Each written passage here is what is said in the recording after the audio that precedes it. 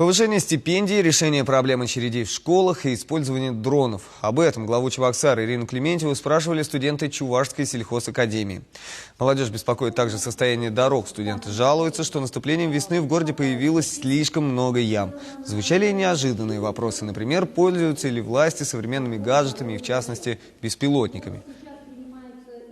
Те беспилотники, которые у нас приобретаются, они будут любые задачи решать, которые будут необходимы и для ЖКХ, и для леса, для безопасности. Мы будем использовать их максимально. Для того и приобретаем, чтобы вопросов не было. Мы живем в современном виде, у нас должно быть современное оборудование. Семейных студентов интересовали социальные темы. Например, будут ли строиться школы в новых микрорайонах Чебоксар. Глава города сообщила, что молодым семьям по этому поводу беспокоиться не стоит. В ближайшее время новое учебное заведение откроется на улице Гладкова. Также планируется строительство школы в микрорайоне Волжский 3. В конце встречи Ирина Клементьева пожелала студентам хорошей учебы и призвала всех выйти на субботники.